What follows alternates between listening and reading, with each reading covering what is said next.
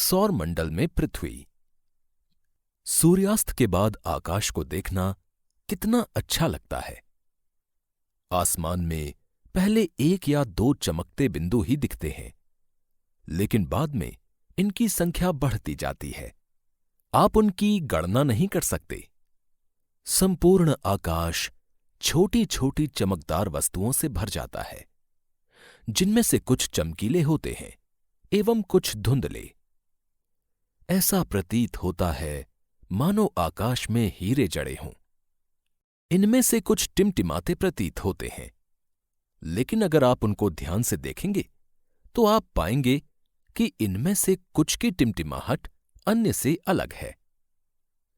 ये बिना किसी टिमटिमाहट के चंद्रमा के समान चमकते हैं। इन चमकीली वस्तुओं के साथ आप लगभग प्रतिदिन चंद्रमा को भी देखते हैं। ये अलग अलग समय पर अलग आकार तथा अलग स्थितियों में दिखाई पड़ता है। आप पूर्ण चंद्र को लगभग 1 महीने में एक बार देख सकते हैं। ये पूर्ण चंद्रमा वाली रात या पूर्णिमा होती है। 15 दिन बाद आप इसे नहीं देख सकते। यह नए चंद्रमा की रात्रि या अमावस्या होती है। ऐसी रात में अगर आसमान साफ है तो आप आसमान का अवलोकन अच्छी तरह से कर सकते हैं। क्या आपको इस बात पर आश्चर्य नहीं होता है कि हम दिन के समय चंद्रमा एवं इन सभी छोटी चमकीली वस्तुओं को क्यों नहीं देख पाते हैं?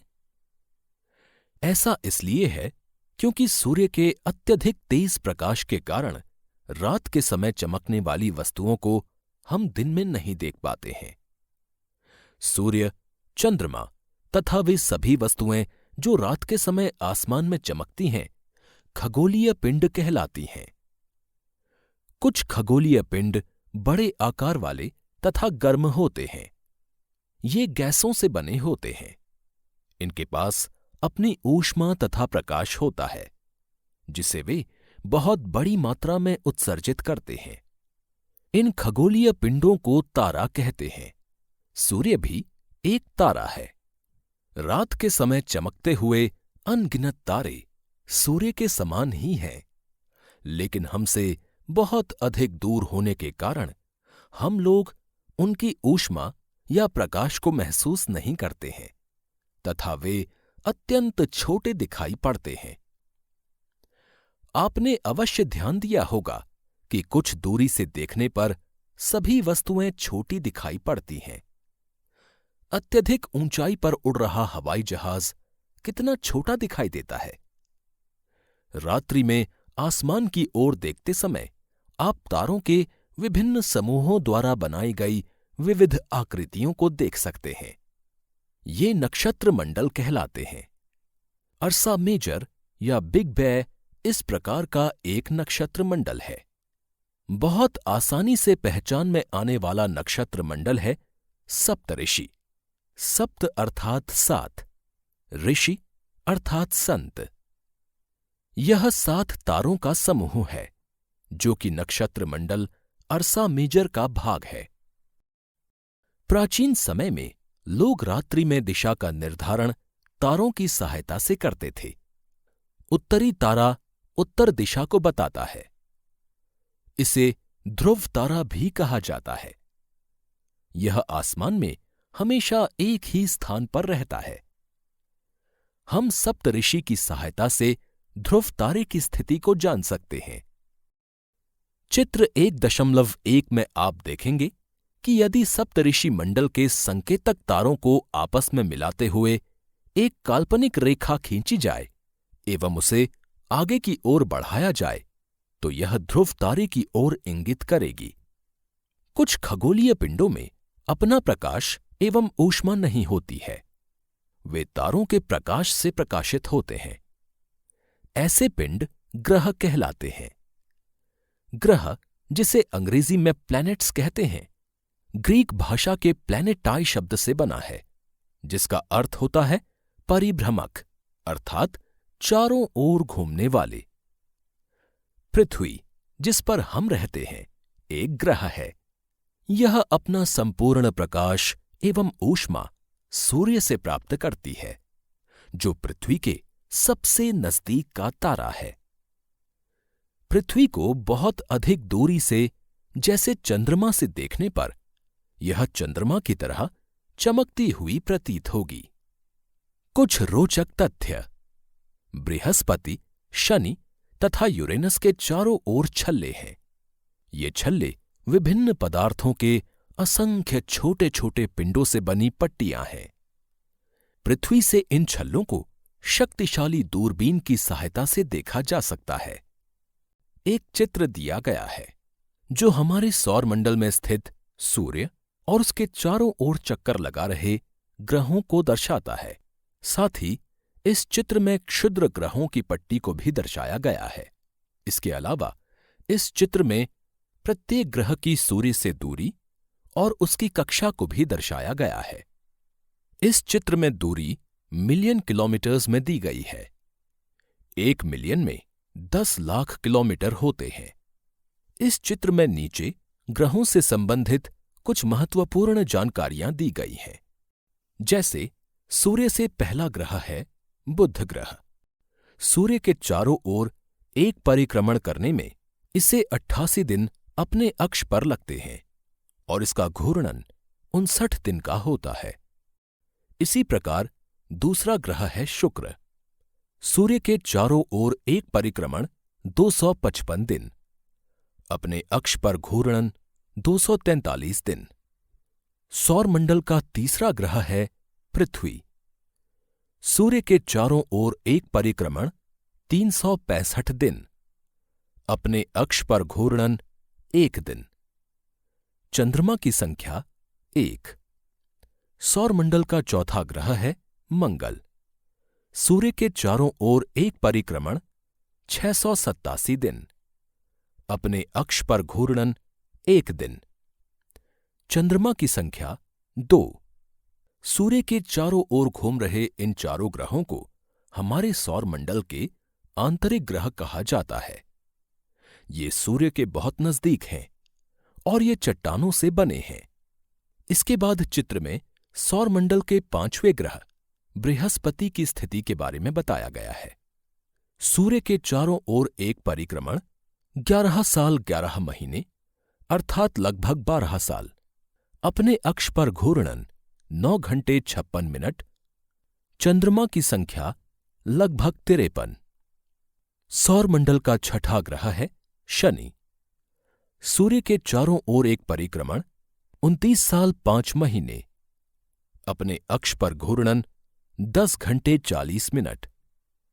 चंद्रमा की संख्या लगभग 53। सौरमंडल का 7वां ग्रह है यूरेनस। सूर्य के चारों ओर एक परिक्रमण 84 साल, अपने अक्ष पर घूर्णन 17 घंटे 14 मिनट। चंद्रमा की संख्या लगभग 27। सौरमंडल का 8वां ग्रह है नेपच्यून।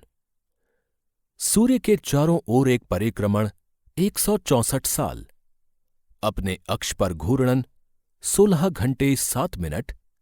चंद्रमा की संख्या 13।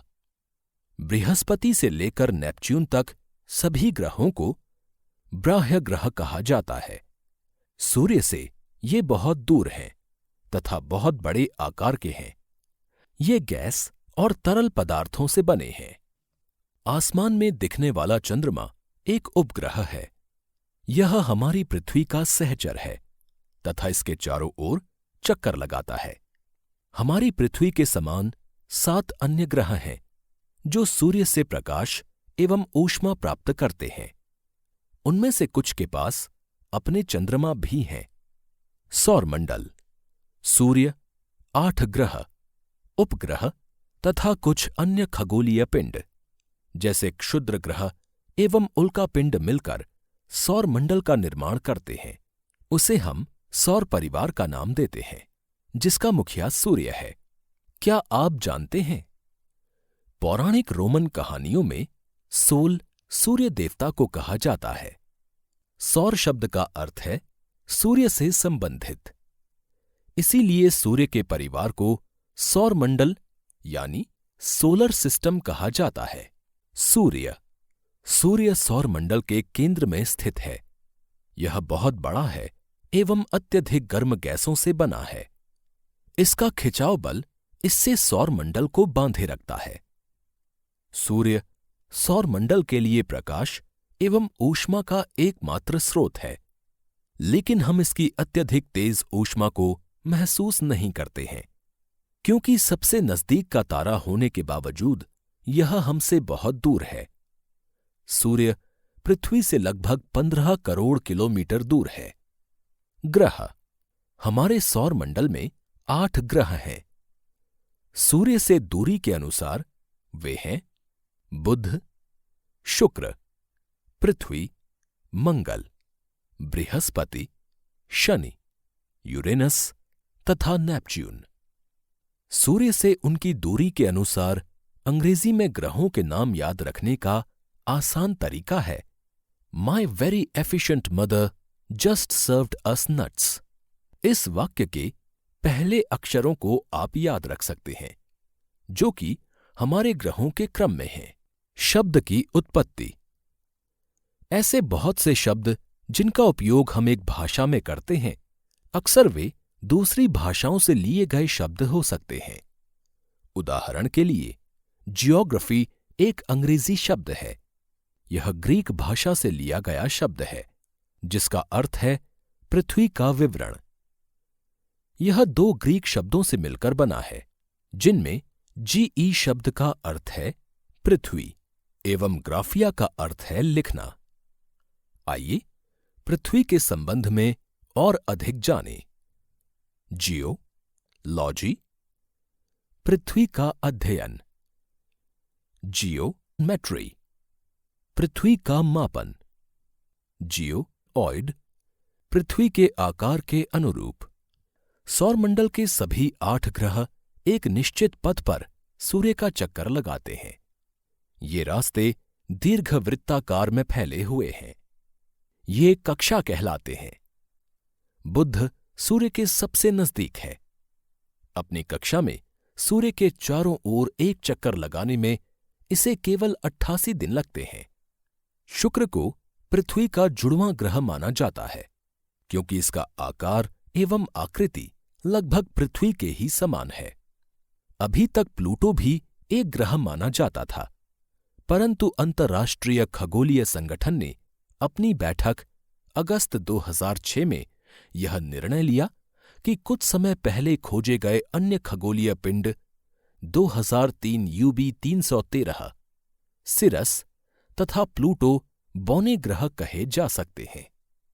क्या आप जानते हैं, रात में आसमान को देखकर मनुष्य हमेशा से मोहित हुआ है। खगोलीय पिंडों एवं उनकी गति के संबंध में अध्ययन करने वालों को खगोल शास्त्री कहते हैं। आर्यभट्ट प्राचीन भारत के प्रसिद्ध खगोल शास्त्री थे। उन्होंने कहा था कि सभी ग्रह तथा चंद्रमा परावर्तित सूर्य प्रकाश के कारण चमकते हैं। आज विश्व के सभी भागों में खगोलविद ब्रह्मांड के रहस्यों को खोजने में लगे हैं। पृथ्वी। सूर्य से दूरी के हिसाब से पृथ्वी तीसरा ग्रह है। आकार में यह 5वां सबसे बड़ा ग्रह है। यह ध्रुवों के पास थोड़ी चपटी है। यही कारण है कि इसके आकार को भू-आभ कहा जाता है।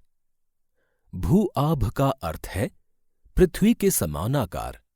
जीवन के लिए अनुकूल परिस्थितियां संभवतः केवल पृथ्वी पर ही पाई जाती हैं। पृथ्वी न तो अधिक गर्म है और न ही अधिक ठंडी। यहां पानी एवं वायु उपस्थित है, जो हमारे जीवन के लिए आवश्यक है। वायु में जीवन के लिए आवश्यक गैसें जैसे ऑक्सीजन मौजूद है। इन्हीं कारणों से पृथ्वी सौरमंडल का सबसे अद्भुत ग्रह है। अंतरिक्ष से देखने पर पृथ्वी नीले रंग की दिखाई पड़ती है, क्योंकि इसकी 2/3 सतह पानी से ढकी हुई है। इसलिए इसे नीला ग्रह कहा जाता है। क्या आप जानते हैं, प्रकाश की गति लगभग 3 लाख किलोमीटर प्रति सेकंड है। इस गति के बावजूद सूर्य के प्रकाश को पृथ्वी तक पहुंचने में लगभग 8 मिनट का समय लगता है। रोचक तथ्य। नील आर्मस्ट्रॉन्ग पहले व्यक्ति थे जिन्होंने 20 जुलाई 1969 को सबसे पहले चंद्रमा की सतह पर कदम रखा। मालूम करो कि क्या कोई भारतीय चंद्रमा पर गया है? चंद्रमा। हमारी पृथ्वी के पास केवल एक उपग्रह है, चंद्रमा। इसका व्यास पृथ्वी के व्यास का केवल 1/4 है। यह इतना बड़ा इसलिए प्रतीत होता है क्योंकि यह हमारे ग्रह से अन्य खगोलीय पिंडों की अपेक्षा नजदीक है। यह हमसे लगभग 3,84,400 किलोमीटर दूर है। अब आप पृथ्वी से सूर्य एवं चंद्रमा की दूरियों की तुलना कर सकते हैं। इस चित्र में अंतरिक्ष से लिया गया चंद्रमा का चित्र दिखाया गया है।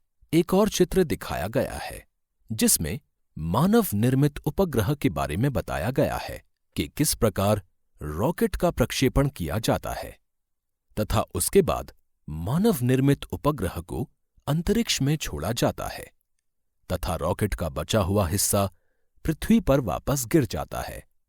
इसके बाद छोड़े गए उपग्रह को उसकी कक्षा में प्रवेश कराने का दृश्य दिखाया गया है। उपग्रह एक खगोलीय पिंड है जो ग्रहों के चारों ओर उसी प्रकार चक्कर लगाता है जिस प्रकार ग्रह सूर्य के चारों ओर चक्कर लगाते हैं। मानव निर्मित उपग्रह एक कृत्रिम पिंड है। यह वैज्ञानिकों के द्वारा बनाया गया है जिसका उपयोग ब्रह्मांड के बारे में जानकारी प्राप्त करने एवं पृथ्वी पर संचार माध्यम के लिए किया जाता है। इसे रॉकेट के द्वारा अंतरिक्ष में भेजा जाता है एवं पृथ्वी की कक्षा में स्थापित कर दिया जाता है। अंतरिक्ष में उपस्थित कुछ भारतीय उपग्रह इनसेट, IRS, एडुसेट इत्यादि हैं। चंद्रमा पृथ्वी का एक चक्कर लगभग 27 दिन में पूरा करता है। लगभग इतने ही समय में यह अपने अक्ष पर एक चक्कर भी पूरा करता है। इसके परिणाम स्वरूप पृथ्वी से हमें चंद्रमा का केवल एक ही भाग दिखाई पड़ता है। चंद्रमा की परिस्थितियां जीवन के लिए अनुकूल नहीं हैं। इसकी सतह पर पर्वत, मैदान एवं गड्ढे हैं जो चंद्रमा की सतह पर छाया बनाते हैं। पूर्णिमा के दिन चंद्रमा पर इनकी छाया को देखा जा सकता है। क्षुद्र ग्रह। तारों, ग्रहों एवं उपग्रहों के अतिरिक्त असंख्य छोटे पिंड भी सूर्य के चारों ओर चक्कर लगाते हैं। इन पिंडों को क्षुद्र ग्रह कहते हैं। ये मंगल एवं बृहस्पति की कक्षाओं के बीच पाए जाते हैं। वैज्ञानिकों के अनुसार क्षुद्र ग्रह ग्रह के ही भाग होते हैं जो कि बहुत वर्ष पहले विस्फोट के बाद ग्रहों से टूटकर अलग हो गए। उल्का पिंड। सूर्य के चारों ओर चक्कर लगाने वाले पत्थरों के छोटे छोटे टुकड़ों को उल्का पिंड कहते हैं।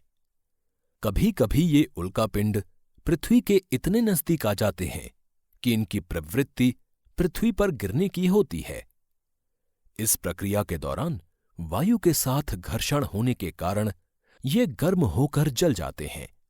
फलस्वरूप चमकदार प्रकाश उत्पन्न होता है। कभी कभी कोई उल्का पूरी तरह जले बिना पृथ्वी पर गिरती है जिससे धरातल पर गड्ढे बन जाते हैं। क्या आपने तारों वाले खुले आकाश में एक ओर से दूसरी ओर तक फैली चौड़ी सफेद पट्टी की तरह एक चमकदार रास्ते को देखा है? यह लाखों तारों का समूह है। यह पट्टी आकाश गंगा यानी मिल्की वे है। हमारा सौर मंडल इस आकाश गंगा का एक भाग है। प्राचीन भारत में इसकी कल्पना आकाश में प्रकाश की एक बहती नदी से की गई थी। इस प्रकार इसका नाम आकाश गंगा पड़ा था। आकाश गंगा करोड़ों तारों, बादलों तथा गैसों की एक प्रणाली है। इस प्रकार की लाखों आकाश गंगाएं मिलकर ब्रह्मांड का निर्माण करती हैं। ब्रह्मांड की विशालता की कल्पना करना अत्यधिक कठिन है। वैज्ञानिक अभी भी इसके बारे में अधिक से अधिक जानकारी एकत्र करने में जुटे हैं। इसके आकार के संबंध में हमें कोई जानकारी नहीं है, लेकिन फिर भी हम जानते हैं कि हम सभी इसी ब्रह्मांड का हिस्सा हैं। क्या आप ब्रह्मांड के साथ अपना संबंध बता सकते हैं? आप पृथ्वी पर हैं तथा पृथ्वी सौरमंडल का एक भाग है। हमारा सौरमंडल आकाशगंगा अर्थात मिल्की वे का एक भाग है, जो ब्रह्मांड का हिस्सा है।